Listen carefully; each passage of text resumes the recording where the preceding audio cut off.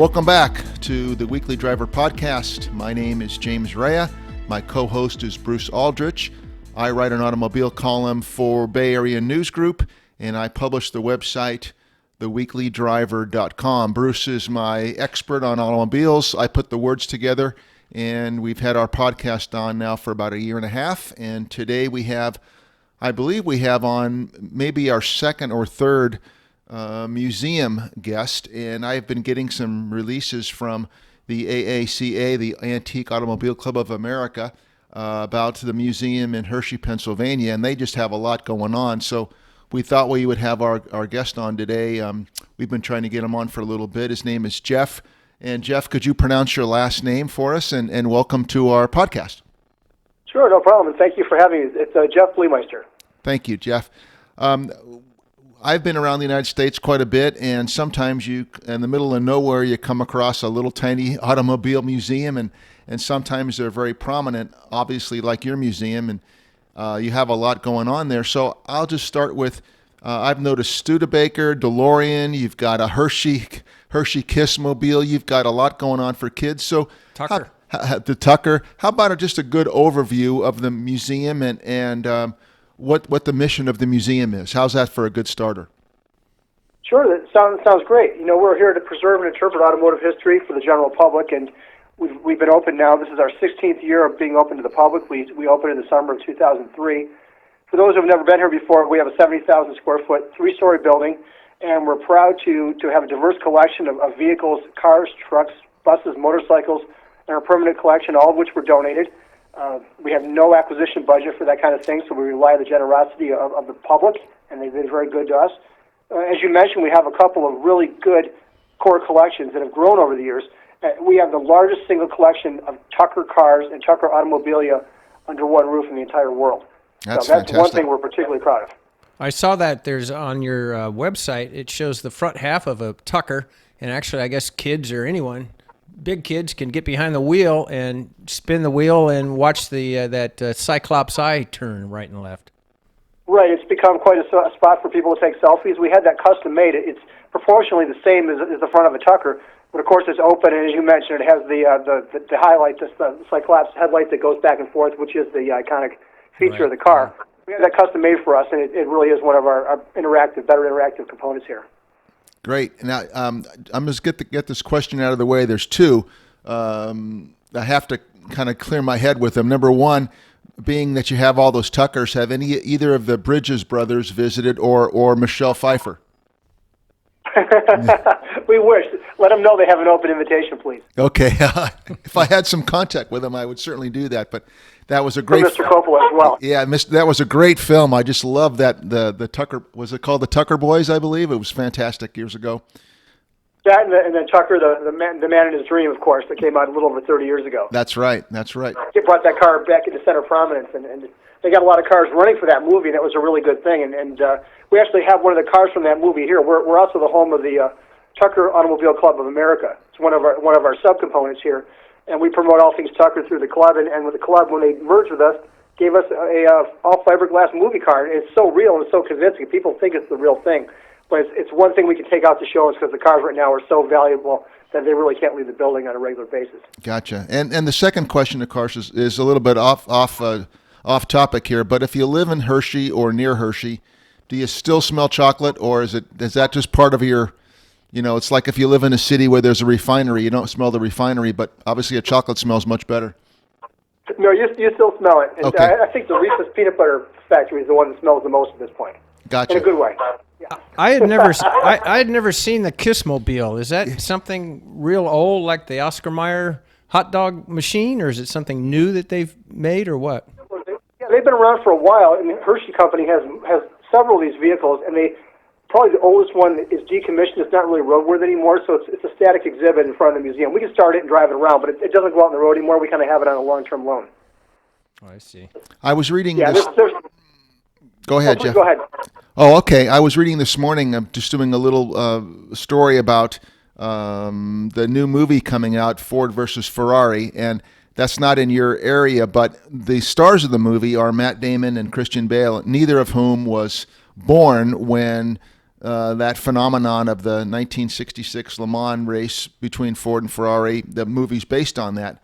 And that said, when you have children in the museum, obviously they weren't born, and some of the adults, their parents weren't born when many of your cars were made and were in their prominence. So I'm sure the reactions are all over the map. So can you give us an example of how children react, whether they're in a Tucker or if they get to sit on a motorcycle? I don't know, but what are some of the reactions from children who have never seen some of these cars that are they're pieces of artwork?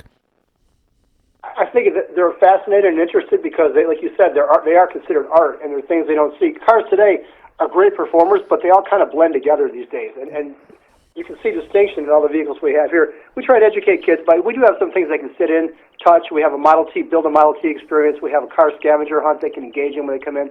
And we like to see people, we notice when they go through the museum, there's certain cars, they reach a point when they go through the displays. We have newer cars in here, too, where they can identify with the car personally.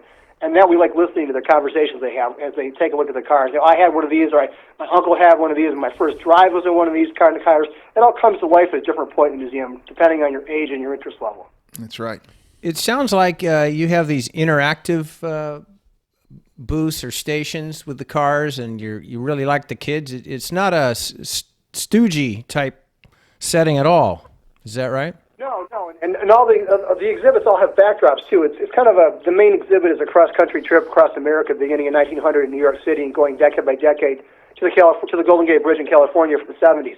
As we struggle, when the museum was built 15, 16 years ago, that was a cutoff period for an antique car in the 1970s. But now we're into the 80s and creeping our way into the 90s. So we're stretched for space, even though we have 3 floors and 70,000 square feet, and we're looking for a new addition at some point, and all kinds of future partnerships with newer other clubs and makes and all kinds of things that'll keep the museum vibrant and interesting, not just for old car people, but the general public as we move forward and all the technology that's coming out these days with cars, and things are changing constantly. We want to change as well. Wow. It sounds like you guys also have beautiful grounds. I mean, the building, it looks good. It's a new modern building. Is 03 or something it was built, something like that, whenever you're open.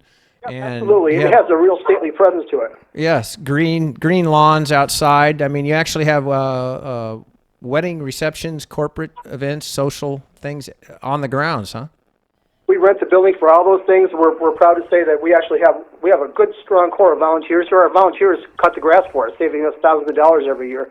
And they also host things like we have a Model T driving experience here, where you can go from being a complete novice to actually being proficient in driving a Model T over the course of one day through this program. And volunteers host that, and the cars drive all around our grounds. We have a big enough campus to be able to take that and have that happen right inside our grounds and our perimeter. Wow. I'm coming tomorrow. Number one, I'd love to mow the lawn. That would be fantastic. And number two, I want to be in that Model T. Well, we have both available for you. That's great. I have an unusual question. I think we have the California Automobile Museum here in Sacramento, and it's obviously a smaller facility than you guys have. But its curator told us many months ago that it also has cars donated. They also sell cars there. They have cars on commission and so forth. What comes to mind is, how do I say this? People who have these iconic cars, why do they donate them? I don't. I mean, I understand the background sort of about giving up a car like that, but when people donate a car like that, what reasons do they give, and what is the process like when someone wants to give you an iconic car? Sure. First of all, I want to say I know your friends at the Sacramento Auto Museum. We're all members of a group called the National Association of Automobile Museums. We get together every year for a conference. Great. So I know some of the folks out there real well, and hopefully I'll make it out there at some point to see that facility. Yes. Basically, all museums, being 501c3 nonprofits, rely on donations, and we're able to give a tax deduction if someone donates a vehicle. Yes. And sometimes people donate vehicles that are truly iconic and something we'll probably keep forever. But other times, there's no one to give it to in their family. They want to see it go to a good home. So they come, and sometimes they inherit something and just simply want to get rid of it. Yes. And once in a while, somebody actually even gives us something for us to sell immediately, for resale purposes immediately. So we weigh all that stuff every year. There's all kinds of rules and laws regarding donations and how long you have to keep them, how the process works. But generally, people come to the museum, they like the place, and we get donations. Probably an average year is about 25. In a good year, we might get 30 vehicles donated. So that's fantastic. We can't keep all those either. So we do sell some as well. But we do it in a public forum. We don't do private closed deal transactions because we are an accountable nonprofit organization. Yes. Do people get a membership to the museum typically with that donation, or no, or that's just part of the negotiation? Yeah, absolutely. That's one of the things we also give. We give a free lifetime membership to anyone who donates a vehicle. That's great. Now, so you don't have to do any scouting missions to find barn finds around the country. People come to you. I think that's pretty fascinating. Yeah, we're very fortunate. We feel blessed, and we hope it continues because it's really we're a public museum, and we want to grow our museum family every opportunity that we have. You mentioned the Tucker, and of course, it's an unusual vehicle. Are there some other vehicles? I'm sure there are in your museum that kind of are your signature cars, and could you take us through those that you have that you're proud of all of them, of course, but some of the more unusual vehicles. Sure, we have a bunch of neat things. We have the oldest documented race car in America. It's an 1896 Chicago Motors Benton Harbor. Oh my it's gosh! Basically a wooden carriage. It has an open flywheel. The teeth are visible in the back seat, and it has candles for headlights. It's just a really fascinating, interesting car. We also have neat things like a 1924 Rio funeral hearse that we loaned for a production at Boardwalk Empire at one point. Uh-huh. We have a 1935 White was the last car White ever made. It was made after they transitioned to truck production, and it was custom made from one of their female lady doctor who was on their board of directors in Boston. She always drove white cars, and she made them build one. It has a Yellowstone bus body and a truck chassis. And we also have, speaking of that, we have a full collection of buses here, including the bus from the movie Forrest Gump. We have a partnership with another nonprofit. I love that. Yeah, it's really cool. If you saw the movie, there's a scene in Washington D.C. as a protest. Yes. It's a greenish bus, and this is where Forrest punches Jenny's activist boyfriend in the nose or something like yes, that. Well, that was filmed on our bus. So we take great pride in having buses, motorcycles, trucks, cars, everything under one roof.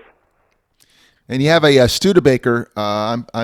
We have in Sacramento here. There's a local market, and every once in a while, I see a guy from the neighborhood who drives up in his Studebaker, and I always have a chat with the guy. And I haven't seen him for a while. I want to have him on as a guest as well. But you have Studebakers, and those they have a long history for good or for bad. So what about the Studebakers? Well, that's part of an exhibit called Studebaker Cool, 114 Years of Innovation. It opened in May, and it runs through the end of October. We change small things constantly here through our own collections and through loans, but twice a year we put on a major production, and this is the largest one, I think, in terms of vehicles that we ever did. I believe we have 55 Studebakers in our building, wow, which gives us the most under one roof, I think, of any place this side of the Studebaker National Museum in South Bend. So we have everything from wooden wagons from their early period in the late 1800s all the way up to one of the last cars that was produced in their plant in Canada in 1965 or 6, I believe, before the end of production. You mentioned, that's impressive. Yeah. You mentioned that your volunteers make the place run as far as mowing lawns and pushing cars around, but how about who are the mechanics? Is there enough guys that volunteer their time to keep these things running? Absolutely. Monday is the day where most of our mechanical people come in. We have different crews that do different things. Monday is mostly mowing lawns and working on our things. For example, we have 2 fire trucks. One of them broke the other day. It's this big, huge hook and ladder truck. And volunteers had to custom make part of a drive shaft loop or something for that vehicle. That's a Monday group. Wednesday has a group of people that detail cars, get them ready for shows, auctions, and so forth. And then in between, there's groups that do all kinds of different things. So yeah, we rely strictly on volunteer help like that. And there's not too often that there's a project comes up that they can't handle. They have a lot of diverse talent. That's impressive. Yeah, it is. And when we have something that we can't do ourselves, for example, like body work, we have a really cool relationship with a place called the Pennsylvania College of Technology in Williamsport. It's a Penn State affiliate.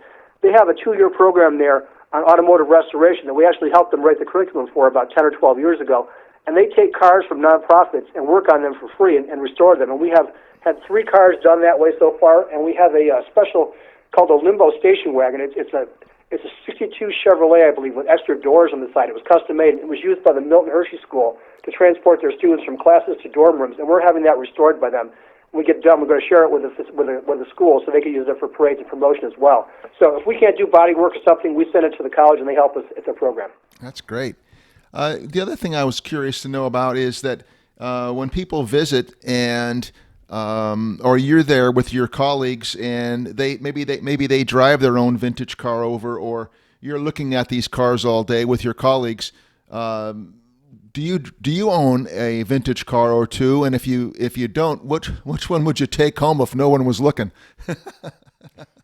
Well, I do. I own one vintage car. I have two college-age two children who are college-age students right now. So yes. my money won't allow me more than one. I have a '68 Mustang. I've owned a '68 Mustang since I was 22 when I was in college myself. Fantastic. And right now, if I could take one home, to answer your other question, we have spaces out front reserved for people if they bring an antique car, so they can actually park a little bit closer to the building, and that way they become interactive with our display because people get to see their cars when the others are walking in. So we try and we host a lot of car shows here. We work with any club. We try and bring everyone in because we like all cars, not just the old ones. We like the new ones. We like tuners. We like everything. We want to be inclusive.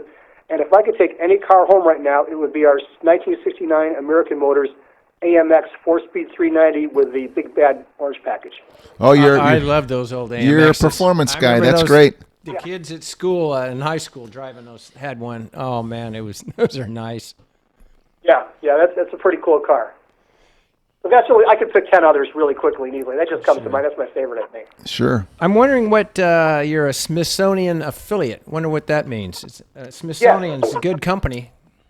Oh yeah. Well, what it means for us is that we meet all the criteria needed to be the basic criteria to be a quality institution that they want to work with.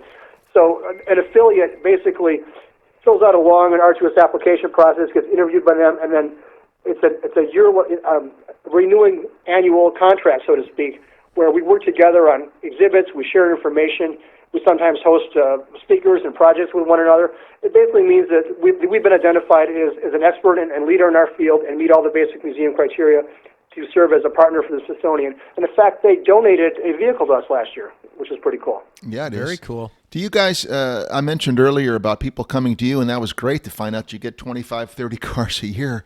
I would have no idea about that. Are you guys ever searching for something that you'd like to have, that you put feelers out to people that, gee, we'd love to have a, Elizabeth Taylor's first car or a celebrity vehicle? Do you go in that direction as well? Well, we do from time to time through our newsletter. I mean, we obviously have holes in the collection we like to fill through iconic vehicles, but most of the stuff seems to come to us just by chance and through the connections that we make. We do actively look for cars for our special exhibits. Like went through all the Studebaker clubs, had a couple of guest curators to find the 55 Studebakers that we wanted. Right now, we're working on an exhibit for next fall called The Age of Aquarius, Cars of the Counterculture and Beyond. We're starting in about 1967 and working our way up to the late 70s with all these funky cars that came out in that period, and VW microbuses and Beetles and all kinds of neat things that speak about what was going on culturally at the time. So that's going to be a feature in our newsletter. We're looking for cars right now actively for that time period. The Weekly Driver podcast gets support from AmericanTrucks.com. Visit www.americantrucks.com. Well, my co-host here. I got a '59 Bug my dad bought. Yeah, he's got a '59 Bug that he's restored. So isn't that fantastic? It's the original, essentially one car. My dad just died, but it's mine now. But I grew up in that car, and I learned to drive in it, and so did my two sisters. So it's still around. That's something I would want to give away to a place like yours. I don't know if you'd want it, but it's hardly. Not iconic, but it is. It's got a lot of family history. We certainly want to talk about that. Yes, that sounds good. In another area, the relationship you have with other museums. Do museums share vehicles? I don't think I've ever thought about that before. If you wanted a special exhibit, could you call the Blackhawk Museum in East Bay and get their Duesenbergs, or they would get your Tuckers? Do museums work in that respect as well? Oh yeah, absolutely. In fact, the Studebaker exhibit, we have a 1962 Scepter, which is a prototype car that was never put into production. It was supposed to be a replacement for the Hawk in '66, I believe, and that was never put into production, obviously. But the Studebaker National Museum loaned it to us, and we have our own museum truck and trailer here. We're fully insured. We went and picked it up. Sometimes we rely on a professional carrier to ship cars if it's a long enough distance. But yeah, we also have a really neat Studebaker electric in this exhibit from the Swigert Museum in Huntington, Pennsylvania. That's the oldest I think it's the oldest car museum in the country. Wow. It was started by Swaggart, the Swaggart family back, I think, after World War II. It's been around for a long time. They saved things during the scrap drives before the war, and they formed the formation, the basis for their museum. And they loaned us a wooden Studebaker electric vehicle that was used in the Capitol to transport legislators back and forth. It was kind of went two different directions in a tunnel. Oh my gosh! It dates back to the turn of the century. So they loaned us that. In fact, right now we have the prototype Tucker, the Tin Goose, on display here for another week, courtesy of the Swaggart Museum in Huntington. So we try and send cars to places as much as possible, and we're grateful when people do the same and share with us. Yes. Go ahead, Bruce. Yes, excuse me. If a donor wants to give you guys a extremely rare or expensive, exotic or something car, do they often ask for, maybe I'm tired of these old, whatever they are, these 1920 cars, but could I trade you for a 68 Cobra or something? That's good. Do they do that, or is it always just no strings attached? We typically try and stay away from that kind of stuff because it gets muddled and confusing. Sure. Yeah, we try and stick to straight transactions where the donor can get their deduction and the IRS. It's all above board. Not to say we couldn't do something like that if the situation was right and everything was done in an open fashion, but most of the time it's more straightforward than that. Oh, okay. I'd be remiss, or we would be remiss if we didn't ask about motorcycles, and I know that you have a Harley. I believe you have a Harley collection as well, and maybe some other motorcycles you can mention. We do. We have approximately 30 Harley-Davidson on display right now. We had guest curators for that exhibit as well that went out and found some really, really neat, iconic vehicles that were brought in temporarily. They'll be done in the end of October as well, and then we'll have something new to take its place. Probably the most iconic one that we have in the collection that we own is a 1945 Harley-Davidson California Highway Patrol Police Interceptor. Oh, great. It's kind of like, if you remember the Chip Show from the 70s with Eric Estrada. Yeah, sure. It's kind of the 40s version of that motorcycle, and we have it in the collection as part of our permanent display. And that's a really neat piece. That's great. I'm thinking, most people would go. I'm assuming most people would still go to Hershey for the chocolate factory, but I think it might be on my second on my list now because the museum would be my first stop. I'm pretty sure. What else is going on in Hershey? We'll do a little bit of a travelogue. You have a university there. What is the downtown area? An older city. Well, we have Hershey has a pretty well rated amusement park. Oh, okay. That's open seasonally. And then they have Chocolate World, which is a free attraction based on Hershey's production and chocolate. Yes. So it's kind of a made-up tour of the plant. But there are still other facilities for Hershey here as well. Of course, there's also the Chocolate Museum downtown. Yes. And Hershey's gone through revitalization. There's now several new restaurants. Hershey never really had a downtown area to speak of where you could walk on a sidewalk and, like a traditional American downtown developed area. Yes. But now they're starting to build one. So, it's helpful for us, too, because it brings people here for a longer period of time. Great. I mean, we love having Hershey Parks in the neighborhood, but we love it when it rains and everybody comes from the park to the museum. You must... That's an ideal situation, a two-day visit where you can take in both. Sure. You must get guests from all over the country, if not all over the world. We do, and now that we have these Tucker archives that came to us through the Tucker Club and through the Kamak family, they're the family that started collecting these Tuckers back in the 70s, and it's through their donation, their bequest, and their financial assistance that we were able to build this museum and house their collection. We get people now with Tucker researchers coming from all over. We just had someone here from England a couple of weeks ago. That's great. Well, Jeffrey, thank you so much for filling us in. Obviously, you're just a wealth of knowledge and what sounds like just a fantastic facility. I kind of want to see what the fares are to Pennsylvania and come on over, but we will one of these days, right? So thanks, Jeff, for our guest on the Weekly Driver podcast from the. Do you guys use the acronym? Do you say AACA Museum, or how do you like it to be pronounced? AACA Museum, or if you want to shorten it, Antique Auto Museum in Hershey, however you want to call it. As long as people find us, we're happy. And the website is. Tell us the website. AACAmuseum.org. Great. We looked at it this morning, and it's just got a lot going on, and I love that. What do you call it? The screen, the background screen of the green Tucker, the great Tucker. That's a beautiful backdrop on the website, and everything else is great about it too. So, thanks again for being our guest today. We really appreciate your knowledge and filling us in on what's going on in Hershey. So, thank you, sir. You're very welcome. Come and see us, please. I guarantee a personal tour for both of you, behind the scenes included. That'd be great. Cool. Thank you, Look Jeff. forward to it. Take care. Now, thank you. You too. Bye-bye. Bye now. The Weekly Driver podcast gets support from AmericanMuscle.com, your late model Mustang and F-150 authority, bringing you the hottest products and top-notch customer service for over a decade. No one makes it easier to modify your ride. Visit AmericanMuscle.com today